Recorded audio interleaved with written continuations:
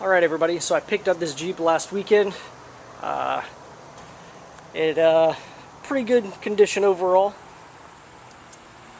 Not a bad looking car. Got it for $3,500 bucks, 115,000 miles on it. I wanted something I could get to the beach and everything this summer until I get the truck done. That thing's still sitting there. I'm still got the engine and transmission in it, but I'm trying to work out the cooling system right now, and still got to do the wiring. But that's a tale for another time. Today, what we're working on is when I test drove this thing, I noticed that the rear suspension was pretty wobbly, and you would turn the wheel a little bit and the body would roll quite a bit, and it's a little bit scary to say the least on the interstate because everything just sways around a lot. I'm afraid it's going to roll over. So I got underneath it a couple days after I bought it, took a look around, and found that the upper control arm bushings are pretty toast on it. And the rest of the suspension doesn't look terrible. I was trying to look into getting an energy suspension kit for it, but I guess they don't actually make that for this car, which is kind of weird, because they make it for like every other car ever. But I'm going to start with these two upper control arm bushings in the rear and see how that works, because those are pretty bad. I'm going to climb underneath the car and show you what I mean by that in just a moment. So, when I got underneath and checked the truck, I noticed that some of the rear end suspension components were loose. Underneath this truck, it has this weird boomerang looking upper control arm business. It bolts on to the rear differential here with like a ball joint type of system here. Then it comes off to the side and has this little bushing, this little rubber bushing. And I don't know how well you can tell from the video, because I'm kind of shaking around and stuff like that. I'm underneath the car, just laying down here. But it seems to me that it's pushed off to the side a little bit, and I can actually move it around by hand. I know it's probably kind of hard to see in the video, I apologize. But I can definitely move this around by hand. And if you look a little closer, you probably also can't see in the video, but this thing's deteriorated pretty good. So I ordered a couple of these from Advanced Auto Parts, and I'm going to go ahead and swap this out. I know you can buy the whole upper control arm in one piece, but that's $130, and the bushings I bought were $25. So I'm going to remove this thing. It looks like it's pretty straightforward. Looks like you just unbolt the brake lines and everything that are attached to it here, and over on the other side as well. Remove these two bolts, one on either side, one on this. Okay, so right in the middle of explaining what I was going to do, my camera battery went dead and I just wanted to start taking this thing apart, but I had to get back out from underneath the truck, grab another wrench. So I decided to throw batteries in this thing and get you guys back up to speed. What I've done was remove the bolts on either side, and you can see this bushing. Now you can see that it's just completely gone. There's like nothing holding that in there. So that is complete garbage.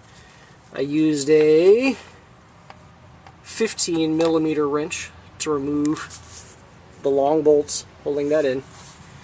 I did have to kind of rock the suspension back and forth a little bit to get the bolt to come free, but once I got the one side out, I just went ahead and moved over to the other side.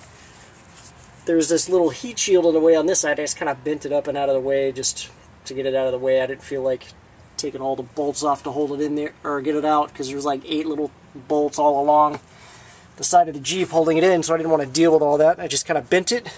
Then I took a 10mm wrench and removed the two hose clamps there. This was a 13mm. I removed that, and then there's another one on the other side right here, 13mm as well. I removed that. So the next thing I was going to go after is there are 3 bolts. You've got this little ball joint bit back here. I guess you could try to remove that, but I would think that it would be quite a pain in the butt to remove that ball joint. You should have to get a ball joint separator in there or something and pop that open. So I'm just going to remove the 3 bolts to hold that whole assembly to the differential here. So you've got one here, and one on the other side. I did not have an opened-in wrench large enough to do it, so I grabbed a humongous adjustable wrench. As you can see, nice big adjustable wrench. And I'm going to hit it with that. Sorry about that.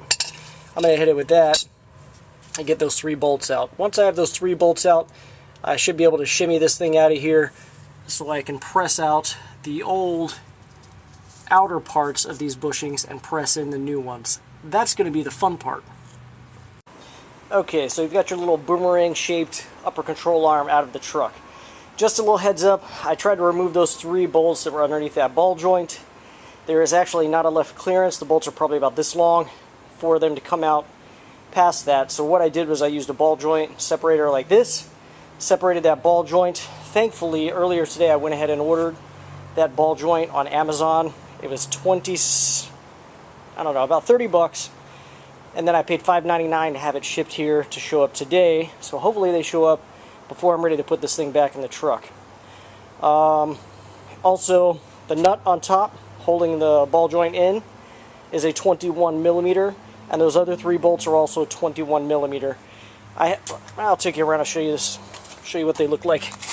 That's the ball joint business there. Those are the 3 bolts that were holding them in.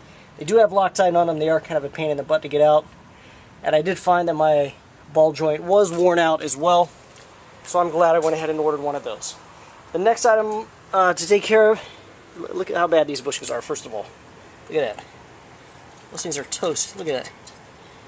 Completely ruined. So the next thing I'm going to do is work on getting these old bushings out. And the way I'm going to do that is I got a ball joint press from the local auto parts store, rented that. So I'll show you how to set that thing up and pop these bad boys out.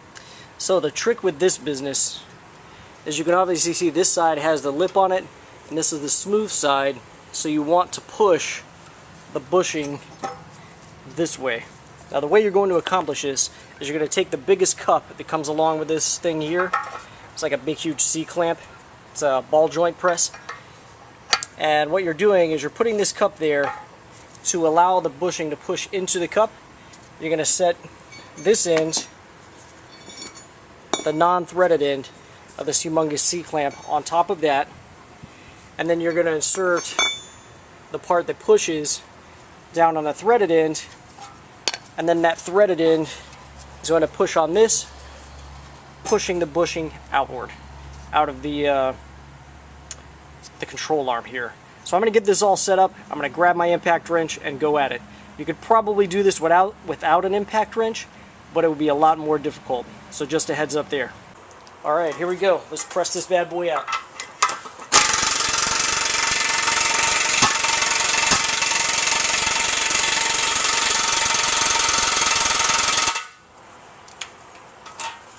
Seems like it's that little part of the bushing that I was pushing on isn't going to be strong enough, so I'm going to have to add a couple little pieces over here to make this happen. So bear with me just a moment. So actually, after taking everything apart and looking at it, that tool, the cylindrical piece here, wasn't actually deep enough for the bushing to push all the way out in, and it was bottoming out on that part right there. That was the problem. So I'm going to take this air chisel and go at it, get it out with that. I've done this in the past and it's worked. Make sure you're wearing iron ear protection when you're doing this. Obviously you don't want any parts flying up in your eye and hurting yourself.